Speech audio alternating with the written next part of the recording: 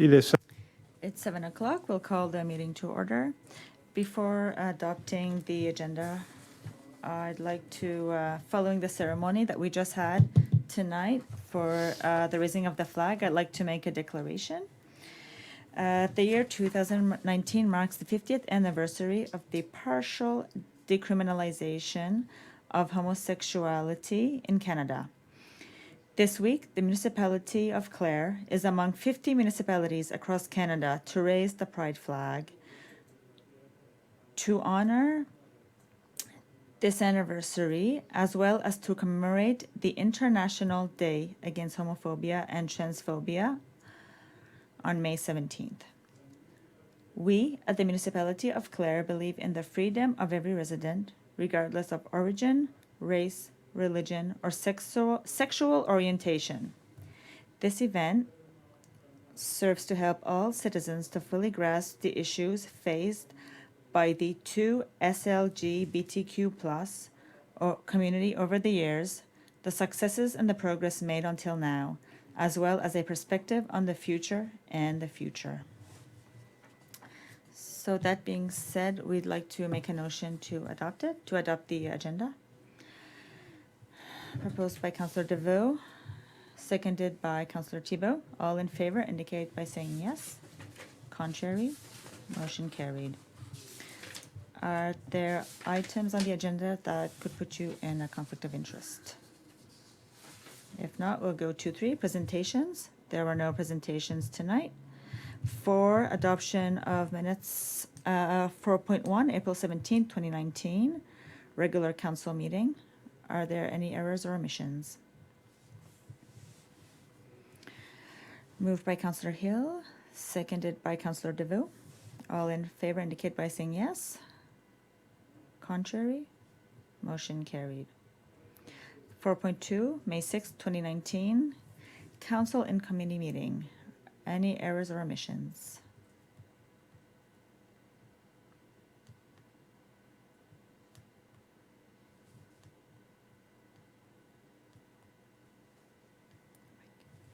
So Mike.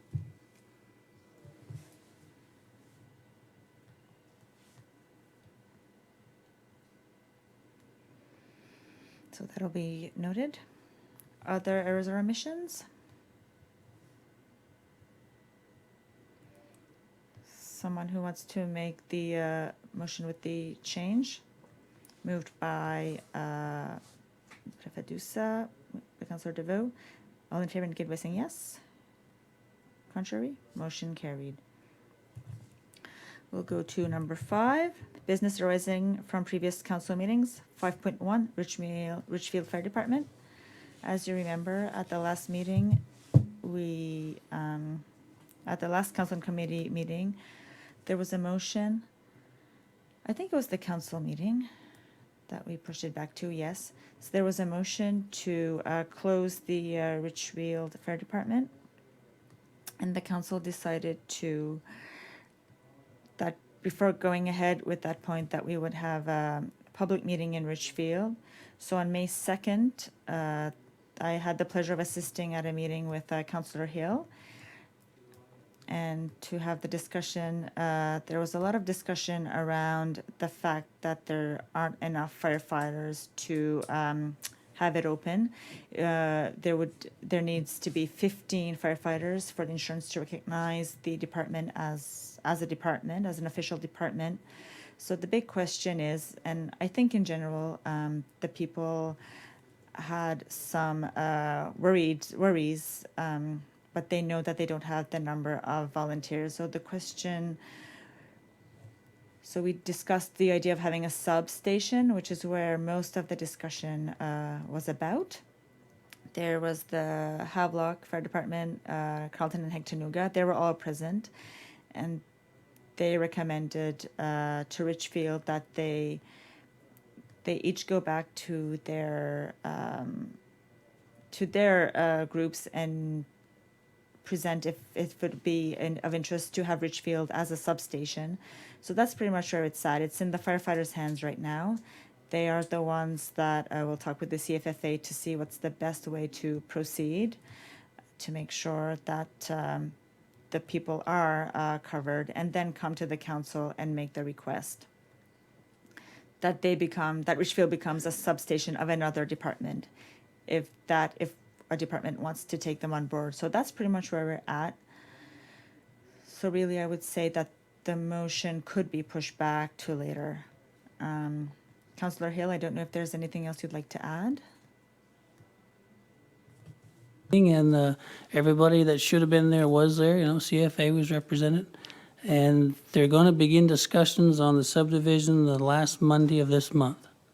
That's where it's standing right now. So I don't know if you have questions.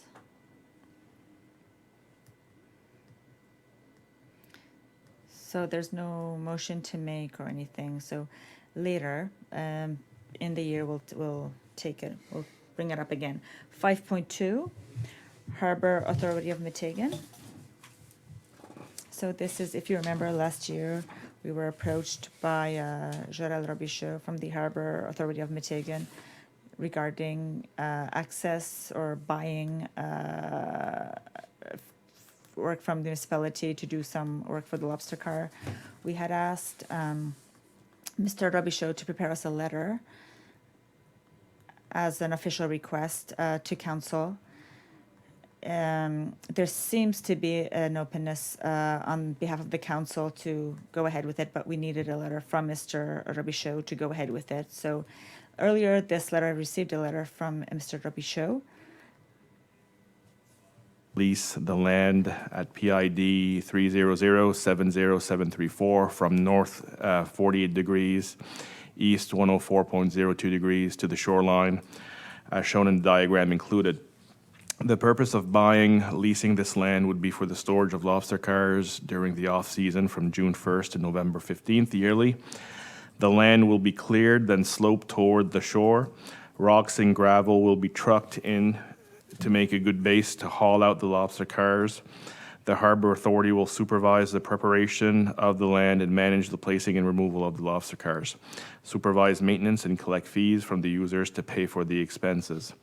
A diagram of the land is included with this letter. Your consideration in this matter would be greatly appreciated by the Harbor Authority of Meteghan and the fishermen of Meteghan Harbor. Yours truly, Gérald Robichaud, Harbor Authority Manager.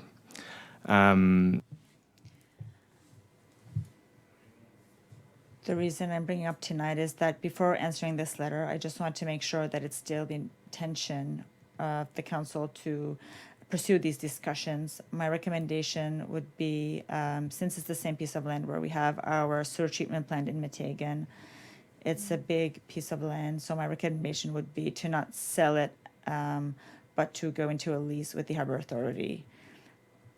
I haven't had a chance to look at a price yet, a reasonable price, but if the council has ideas, it's something that we could discuss in a closed session. But for the instant, it's just to prepare, just to mention it to you tonight, so that just to make sure that you want to pursue in that direction. And if you do agree, in the letter in response, we could say that it is a lease that we would like to go forward with. And because it's on the same piece of land as our sewer treatment plant, and that we have some pipes that go to that piece of land, I'd like to make sure that the work that is done on that site is coordinated with Jody, our public works supervisor, if you guys agree. What is the desire of the council? Do you want to continue with the project? Councillor Camus? I agree with the recommendation. It helps the fishermen, and it doesn't harm the property in any way. My intentions before was to, before I agreed with this, and I still agree with this. I agree with going ahead with a lease and not selling it.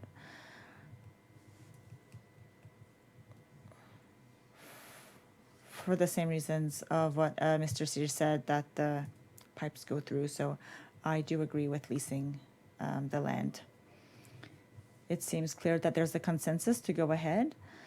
So I wouldn't say that there's a motion, but it's just for direction. So if no one objects to this, we'll go ahead with this.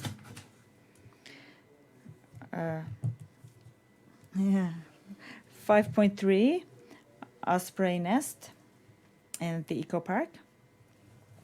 At the last meeting, we talked, the council committee meeting, we passed a motion to install a pole to displace Osprey Nest. It's something we did with Lands and Resources and Nova Scotia Power. So all the procedures have been followed as prescribed by the province. So the intention is from the staff of the municipality is to find prices to do the work. Nova Scotia Power has a program to help pay these costs. That being said, we were approached by an employee from Nova Scotia Power who volunteered to do the work himself at his costs or without any cost to the municipality by using a pole that was already on site. And that was considered appropriate by the province to move the nest. So all the work has been done. It was authorized by the municipality in consultation with the province and Nova Scotia Power. And it was Mr. Gilles Saunier from Matagan River who called us to offer his time freely to move the nest. So I would like to thank Mr. Saunier for his time and his generosity. Since we have a motion, I think it would be good to pass the motion just to close it, to close this motion. So if the council agrees, I would like to pass the motion to install a pole with the platform at the Eco Park. Does someone want to make the motion? Councillor Hill? That the council for the municipality of the District of Clare install a pole with platform at the Eco Park in Matagan to house an existing osprey nest. Concur. Someone who wants to second? Seconded by Councillor DeVoe. Is there discussion on the motion? All in favor indicate by saying yes. Contrary? Motion carried. Next, we'll go to 6, Warden's Activity Report. On April 23rd, I went to a meeting from the Harborside Lodge in Yarmouth. On April 25th, I had the pleasure of assisting at a dinner with the evaluation committee for the Congrès Mondial 2024 at the Cuisine Rabichaud. There was a lot of work done on that day with Amy and Stefan and the group here at the office, and an excellent work was done from what I saw and heard. I would say it's we have as much a good chance as anyone else with all the nice work that was done. On April 25th, that was that night, I went to the launch of the Fondation of the Centre de Santé Clare at the university. That was another nice event to start to raise money for the equipment at the medical center. On April 29th, I went to a meeting here at the municipal office with Stefan, with Mainland Telecom to discuss the internet project. On April 30th, I assisted at the meeting of the executive at the Université Sainte-Anne. On May 2nd, I assisted at a public meeting in Richfield to discuss the closure of the fire department. Danny and I were I just spoke about it. On May 7th, I assisted to a meeting of the Comité de Société Édifice de la Pointe at the Entrepreneurial Center, the committee that the municipality decided to appoint me to save the church as a monument for the Acadians. So that was a good meeting. On May 9th, I assisted at a meeting here at the office with everyone from the REN, Stefan and I, to discuss rural internet again. So that's my report. In brief, I don't know if there's any questions. On the internet, we'll have a closed session discussion after this. Councillor Comeau? For the submission for the Congrès Mondial 2024, did they say when we would get an answer? The first discussions we had, they said it would be in the month of June, but what they say now is that we'll have news from here before the end of the month of May. So they'd rather tell us sooner rather than later to to allow for the host region to participate in the upcoming Congrès Mondial this summer in 2019. So I don't know when in May. It could be tomorrow. It could be right at the end of the month. We don't know. Are there other questions?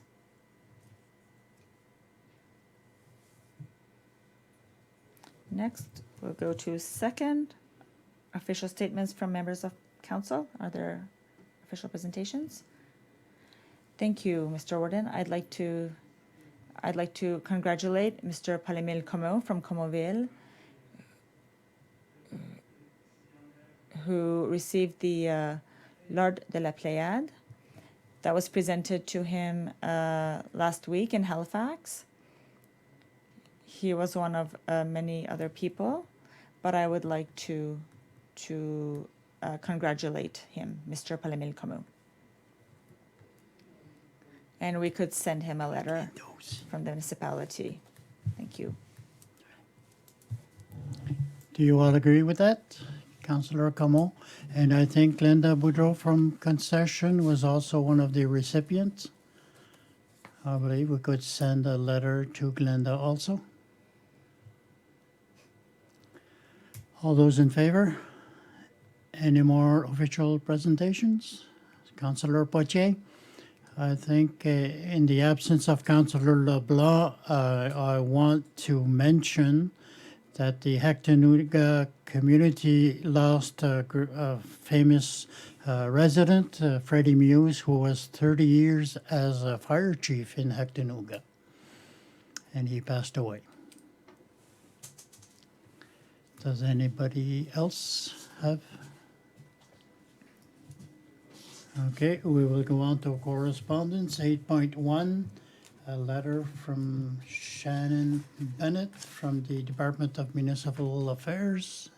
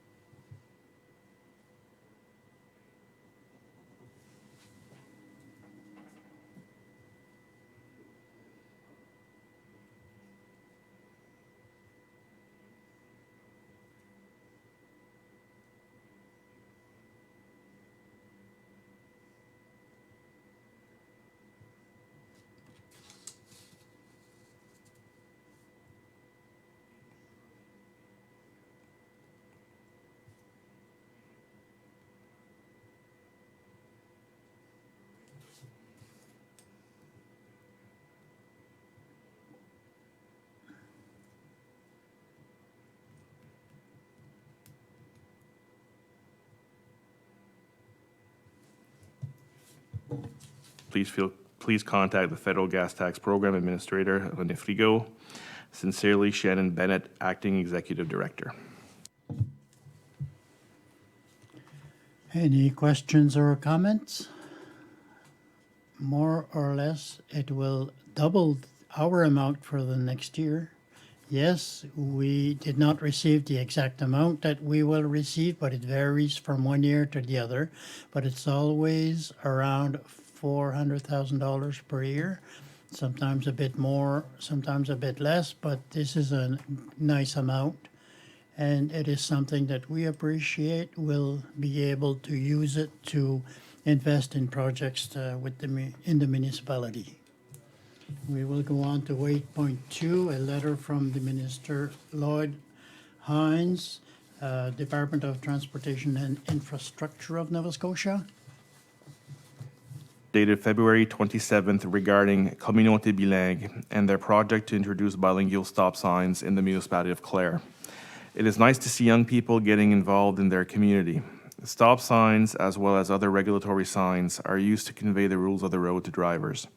While the Nova Scotia Department of Transportation and Infrastructure Renewal supports the use of language, community, and street name signs, such as French, Mi'kmaq, and Gaelic, in select locations in the province, we restrict regulatory signs to the standard English language, signs that are provided in the Manual of Uniform Traffic Control Devices for Canada. This is done so that drivers across the province see the same regulatory signs and react appropriately no matter where they are driving. While the MUT CDC provides both English and French variants of its signs, it does not provide bilingual signs. We believe it is important to follow the national standards so that signs are both uniform and consistent. This is becoming increasingly important with the introduction of vehicles that can drive autonomously. These vehicles are taught the meaning of certain sign forms and may not react appropriately if a sign differs from the standard. While I appreciate the efforts of Communauté Bilingue, TIR is unable to support signs that would be inconsistent with our provincial and national standards. However, should the group have other ideas as to how to reflect identities in which TIR may be of help, I invite them to send them to Mike Croft, Manager of Traffic Engineering. Sincerely, Lloyd P. Hines, Minister. I spoke with Natalie of the Acadian Society of Clare, and she has meetings in Halifax next week. And she knew that the letter would be read this evening, but she would like to receive a copy of the letter, if it is possible to bring to her meetings. Any questions or comments on the letter? I think the group is still interested in working for having this to happen, but it is a big work and it will require changes in rules and regulations. I thought that they included in their presentation that there were other communities elsewhere that had bilingual signs. I'm not sure if that is the case. I think that there are in other provinces, but not in Nova Scotia. Councillor DeVoe, thank you. Just a small comment. I know that they worked hard on this project, and I hope that this will not discourage them to continue other projects. Sometimes it's discouraging, but I would like to say again that they did nice work and it was really good. Yes, they did some really good work. I will go on to 8.3, invitation from Vernon Beliveau, Lieutenant Fire. And grand opening of their new fire hall on June 15th, 2019, from 11 a.m. to 4 p.m. We will have music and a magic show for the kids. Also, the hall will be open for everyone to come and see this new fire station. The speeches and cutting of the ribbon will begin at 1 p.m. We would like to invite you, Warden Ronnie LeBlanc, Deputy Warden Neil Doucet, Councillors Danny Hill, Hector Thibault, Carl DeVoe, Brian Comeau, Eric Potier, and Yvon LeBlanc. They will be given time to speak if they wish to say a few words. I know Ronnie and Neil will have something to say. Thank you for your time. Vernon.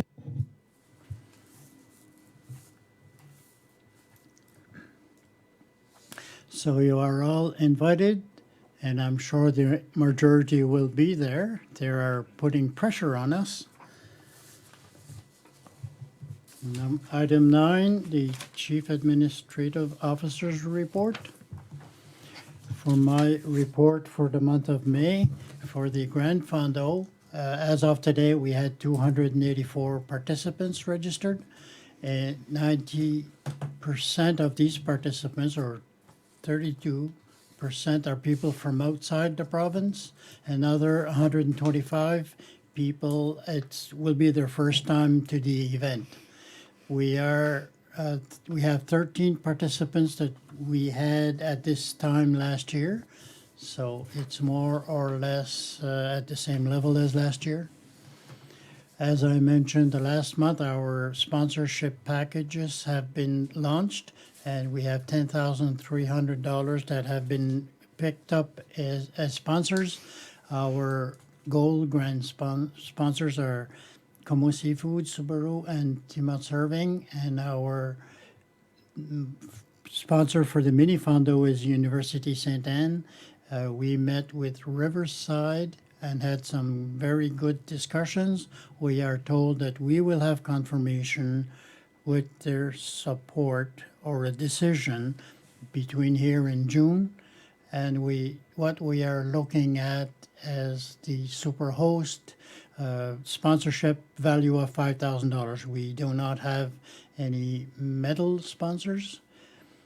In our participation at Saltskates last month, we have had a lot of interest from the people who participated at the event regarding the Grand Fondo and the Clare area.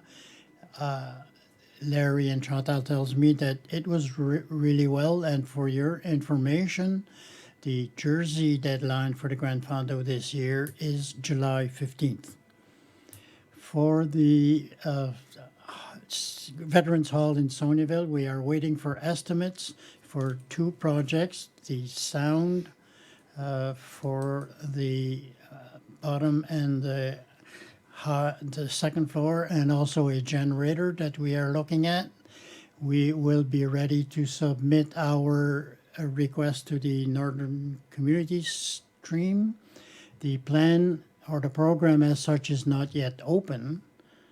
We did not have a dedication from the province to tell us when they'll be ready to receive some applications, but we are told, they told our colleagues and myself that it will be early in the fall of 2019. For the Metegan sewer extension, the installation of the outfall pipes, if you remember, the contract for the installation were given to Spec Resources for $24,600. The installation, it's not an easy installation because we must work according to the weather and the tides. But speaking with Spec and Jody, our Public Works Supervisor, Jody, we plan to have the installation around July 4th, when the tide will be low for that work. The SCADA system for our wastewater treatment plant, that project is also going forward.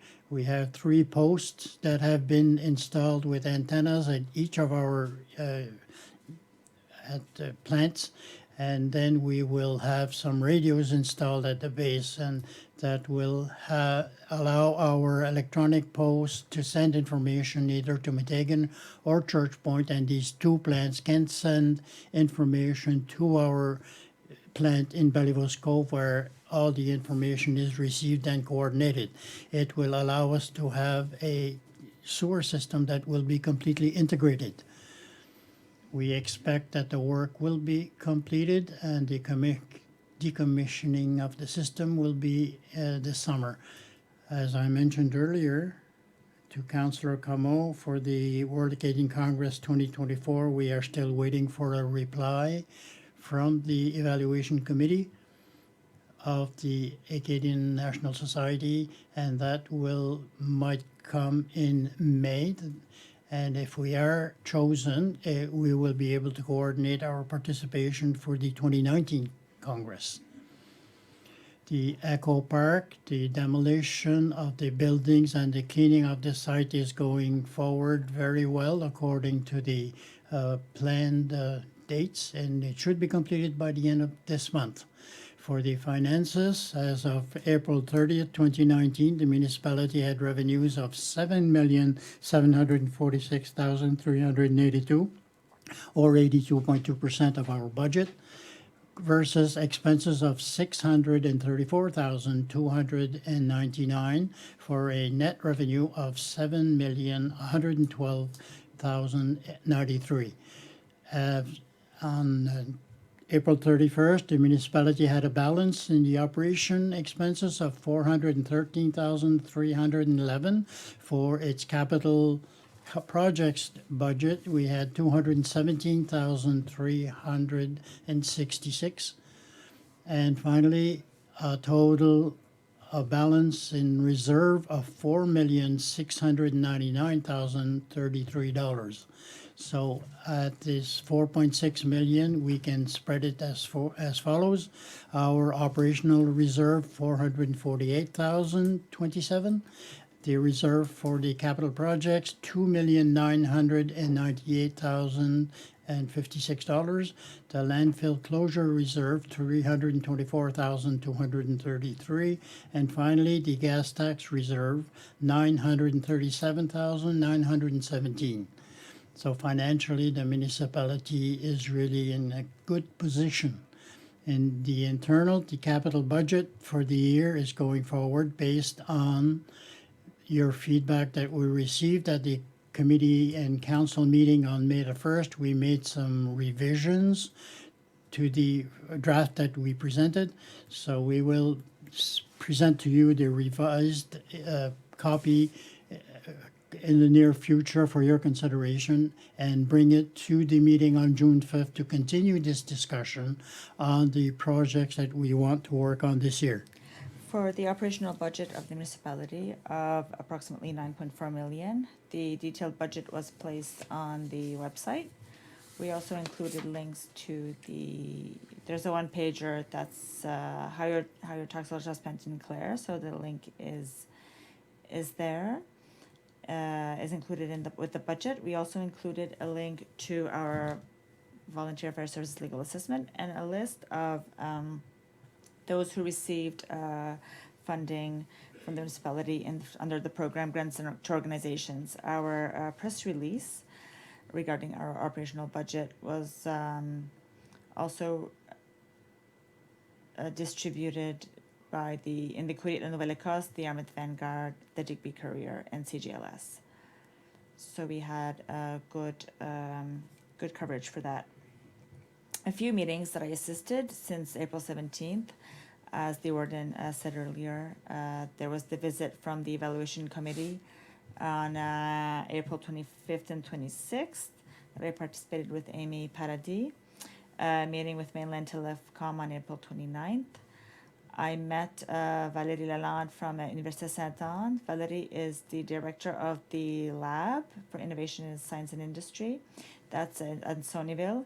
She is also the industry liaison officer for the university. So the meeting was to discuss collaboration opportunities and also a visit of Cermak and Clare that will take place on May 23rd.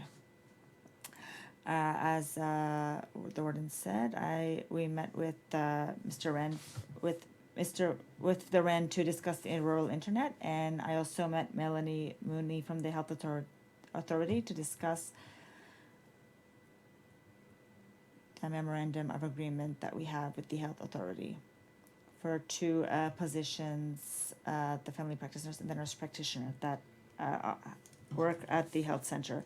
Today I had a meeting with to discuss rural internet with discussions that they had with the province.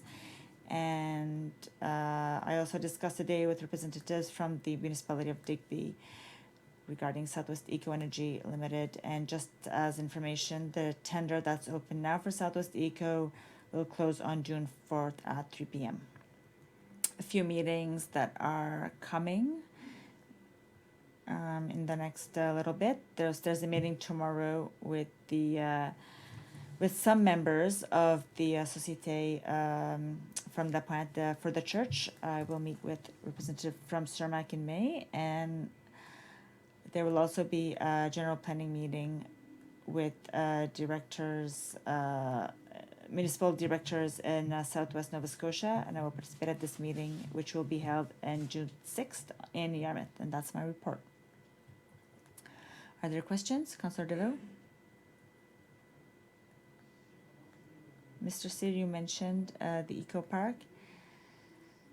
Does someone know if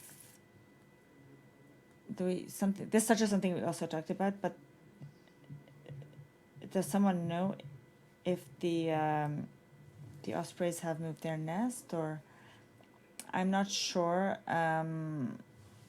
The province suggested that we take part of the nest and move it to the other pole So to really move it from one pole to the next, we did that, but I don't know if the birds have started to rebuild that nest yet.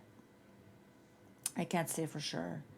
Some people say that they haven't seen them lately, but there seems to be a structure on the pole. I just don't know if it's the nest that was moved or part of the nest that was built. I can't say for sure. Are there other questions, Councillor Camille? Is there a bulletin, a newsletter given to the residents regarding the budget and other news, municipal news soon? It's been out. We prepared it. It's essentially the same format that we used last year. We moved a few small changes. Instead of a pie chart, it's a loonie now. It's more or less the same categories, but in protective services, we subdivided it into protective services linked to fire and other protective services, so RCMP, seniors in security, etc. So in order to get to the most residents, the biggest number of residents possible, we put it with the tax mail out. So we put everything in the same envelope. Are there other questions? If not, we'll go to 10, committee reports. 11.1, building permits. Councillor Hill. As of the end of April of 2018, there was 45 permits issued for $2.5 million of construction. And as of the end of April 2019, there was also 45 permits issued, but $2.6 million of construction, which puts us ahead. I think in February and March we were behind, so now we're going ahead, so that's a good sign. Are there questions?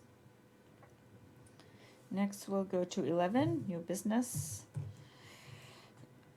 12.1, motion to award tender, mowing of the grounds at the Cape St. Mary Lighthouse Park. If you remember at the last meeting, I indicated that we had put out a tender to